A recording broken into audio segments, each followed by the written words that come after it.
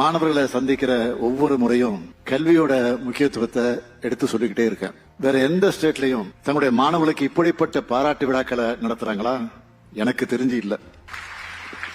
அந்த வகையில இது சிறப்பான தனித்துவமான விழா. திராவிட மாடல் அரசை பொறுத்த வரைக்கும் எல்லா மாணவர்களும் பள்ளிக்கல்வி முடிச்சு உயர்கல்வியில சேரணும். அதுக்கு முதன்மை உயர்கல்வி நிறுவனங்களை சேரக்கூடிய இந்த மாணவர்கள் மோட்டிவேஷனா இருக்கணும் தான் இந்த விழாவை நடத்துறோம்.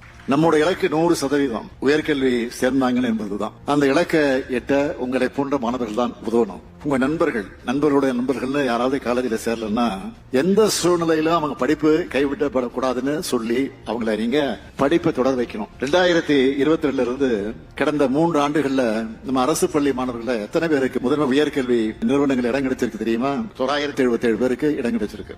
இந்த ஆண்டு மட்டும் எவ்வளவு தெரியுமா? 901. இன்னும் பல உயர்கல்வி நிறுவனங்கள் அட்மிஷன் முடியல. அதனால இந்த எண்ணிக்கை இன்னும் அதிகமாகும்னு நான் நம்புறேன். இதுல இன்னொரு சிறப்பு என்னன்னா, கடந்த 3 ஆண்டுகளா ஐஐடிக்குள்ள சிங்கிள் டிஜிட் நுழைஞ்சுக்கிட்டு இருந்த நம்ம பசங்க இந்த ஆண்டு 27 பேர் நுழைய போறாங்க. எளிய பின்னணியிலிருந்து பெரிய உயரத்துக்கு முயற்சியால் வந்திருக்கக்கூடிய நீங்க தான் அங்க ரியல் ஹீரோ. இந்த பெருமைமிகு விழாவில தமிழ்நாட்டோட மாநில பள்ளி கல்விக் கொள்கை 2025 வெளியிட்டது பெரும் மகிழ்ச்சி. தமிழ்நாட்டுக்குன்னு ஒரு யூனிக் கேரக்டர் இருக்கு, முற்போக்கான சிந்தனை இருக்கு. அதை அடிப்படையா வச்சு எதிர்காலத்துக்கு தேவையான தொலைநோக்கு பார்வையோடவும் இந்த கல்விக் கொள்கையை உருவாக்கி இருக்கிறோம்.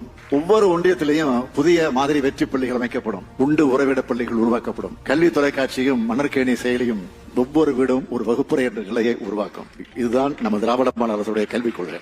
யாரும் புறக்கணிக்கப்படக்கூடாது. கல்வி பாகுபாட்டை நீக்குவோம். சமத்துவ கல்வியை உருவாக்குவோம். முக்கியமா அது பகுத்தறி கல்வியாக இருக்கும். அறிவியலுக்கு புறமான பிற்போக்கு சிந்தனைகள் பள்ளிகளில் நுழைய அனுமதிக்க மாட்டோம். மொத்தத்துல கல்வியில முன்னணி மாநிலமா இருக்கிற தமிழ்நாட்டை மேலும் முன்னேற்றுவோம்.